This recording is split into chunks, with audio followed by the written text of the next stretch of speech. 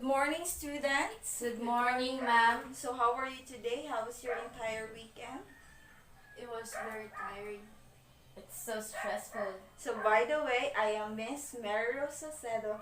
You can call me Ma'am Rose. So I believe that you already have the idea and knowledge about the brief history and some functions of volleyball kasi na-discuss na siya sa inyo during your previous discussion. But this time, we will continue with our discussion about the basic skills, rules, and scoring about volleyball. But before that, let's have a review muna about what have you learned from your previous discussion. So I will be presenting here a 2 items MCQ, then kindly put your answers on your sheet of paper. So let me remind you class na let's relax and enjoy our discussion today kasi nga PE is a lively subject. Okay, are we all clear po ba? Yes. Let's start. Let's have the number 1. So it is a director of physical of education of YMCA or Young Men's Christian Association and the sole founder who developed the game volleyball. So A, we have Mr. James Naismith. B, Mr. William G. Morgan. C, Mr. Walter Wingfield. And D, Mr. Sam Jacks. 10, 9, 8, 7, 6, 5, 4, 3, 2, 1. Okay, so what is your answer? Yes, letter B. So, Mr. Morgan is the one who invented the game volleyball. So, what do you think is the reason why he invent niya ang volleyball? Okay, Miss Gloria Alfeche. Para maka-invent siya og new game. Okay, you have a point. So, the reason why Mr. Morgan invented the game volleyball kasi during his time, basketball yung pinaka-popular. And as he discovered the flow of the game, na-realize na niya, okay, gusto ko mag-invent ng easy game. And at the same time, it does not include harm sa mga players. Kasi, as we all know, basketball includes physical contact in which there is a tendency na magka-injury yung mga players. Kasi nga, basketball is an aggressive game. Okay? Yes. Did you get it? Yes, ma'am. So, I will give you a short background about these other inventors here. So, Mr. James Naismith is the one who invented the game basketball.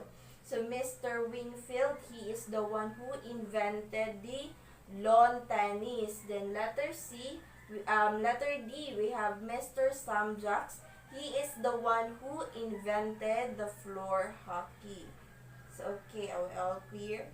Okay, let's proceed with the number 2. So, when was the game volleyball invented? Okay, letter A, we have 1892. Letter B, 1893. Letter C, 1895. Letter D, 1896. 10, 9, 8, 7, 6, 5, 4, 3, 2, 1. Okay, what was your answer? Letter C, 1895. Okay, correct. It's 1895. So, the game volleyball was invented in year 1895 at Western Massachusetts. So, before it was called Mintonet and later on it was changed into volleyball name by Dr. Alfred. Okay? Wow, I see that you're very intelligent. Yeah. Okay, let's proceed with the basic skills of volleyball. So, okay, I'll be asking questions. So, why do we need to study or to know about the basic skills of volleyball? Not just in volleyball, but to any kind of sports. Okay, anyone? Yes, Miss Alfeche. So, we need to study basic skills para makaproceed ta sa mga hard na mga skills. Okay, thank you for that. How about you, Miss Salcedo?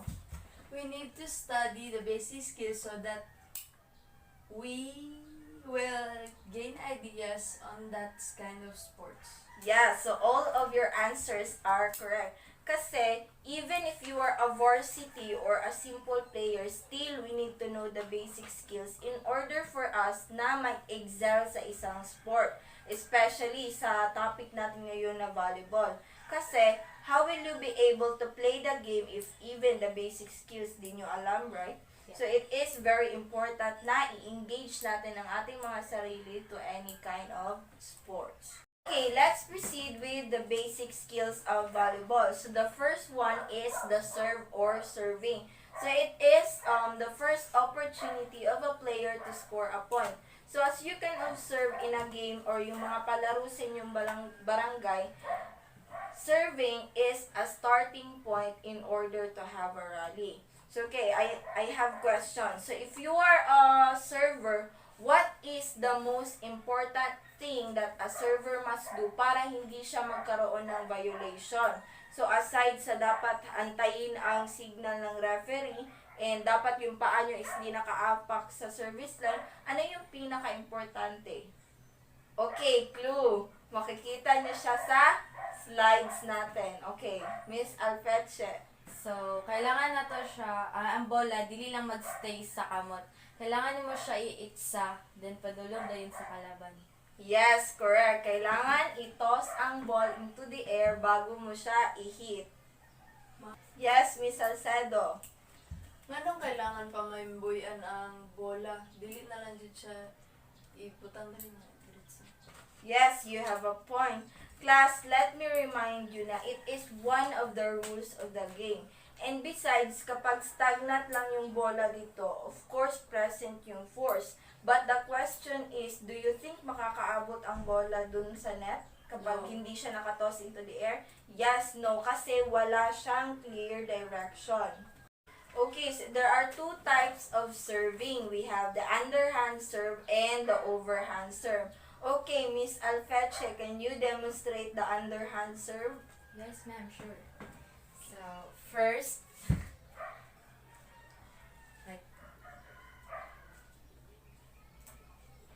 okay, thank you for that. How about you, Miss Salcedo? Can you demonstrate the overhand serve?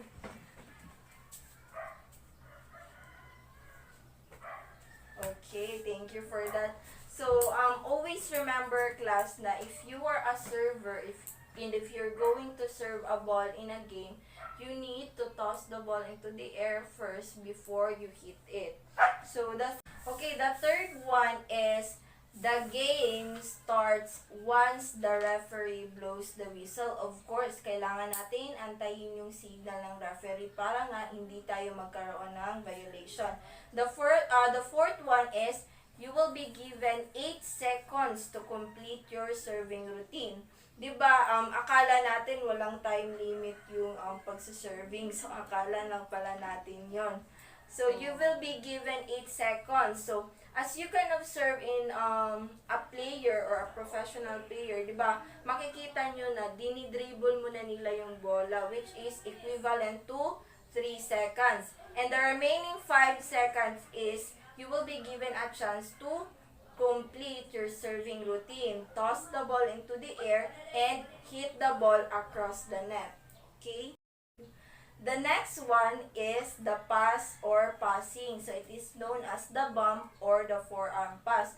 So, simply, in passing, simply getting the ball from someone or pass it to your other teammate after it's been served by the opposing team. So, let me remind you na it is one of the essential skills in volleyball kasi you will not able to return the ball if wala kayong solid pass. So, that's why forearm passes yung ginagamit nila kasi mas makukontrol nila yung pag-hit or pag-pass mo ng bola. Okay, stand up, class. Extend your arm, both arms together. So, clasp your both hands. So, if yung dominant mo is right hand, then yung right hand mo yung magsusupport ng left hand mo. Okay? Clasp your both arms together and then bend your knees and pass. So the third one is the set. So as we all know that setter has a major role in this game because it will make easy for the team to hit the ball across the net. If ang libero is kung asa magland ang ball, dito mo dig in si libero. Well, if you were a setter, dapat alam mo kung kailan at paano mo isi-set yung bola. So, makikita nyo naman dito sa picture kung ano yung process or ano yung proper execution ng setting. Okay. Kindly stand up, class. Okay, do the set. Or anyway, there are other type of set, the forearm passes. But usually, yung ginagamit ng mga players is yung overhand set. Okay.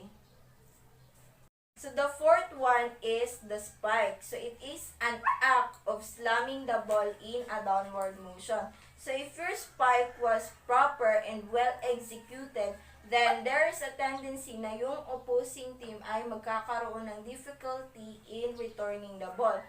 In spiking, it is also a strategic way so that you and your team will eventually gain points. The fifth one is the dig or digging. So it is a defensive maneuver in which you can also save your team from an offensive spike or attack. So its job was to keep the ball away from hitting the floor, and you can do it by driving or passing it to your other teammate. Okay, kindly execute the dig. Okay, Miss Alfeche. So, let me try like this. Okay. Down pa po. Okay. Since nakapantalon man kami sa Alfeche, so it will mahirap talaga i-execute. But at least you know how to execute the dig or digging. So the last one we have is the block. So probably most expendable among the fundamentals. When we say expendable, hindi na siya masyadong ginagamit. I mean, hindi siya masyadong importante. But let me remind you that it gives or it adds great dimension sa game. Kasi nga, in performing blocking, you can also gain points or you can also accumulate points from having a solid and strong blocks. Okay, kindly execute the block. Okay, Miss Salcedo. Block. So, extend your arm lang sa net. Okay, thank you for that. That ends our discussion about the basic skills of volleyball. So, bakit ko kayo pina-execute? Kasi according nga kay John Dewey na learning by doing. Yes, you can learn through information, but you can learn more if may application kayo sa inyong mga sarili. Okay, so do you learn something? Yeah. Okay, if you learn Definitely. something, kindly give me one basic skills of volleyball. Yes, Miss Salcedo. Spike. Okay. How about you, Miss Alfeche? Serve. Okay, thank you for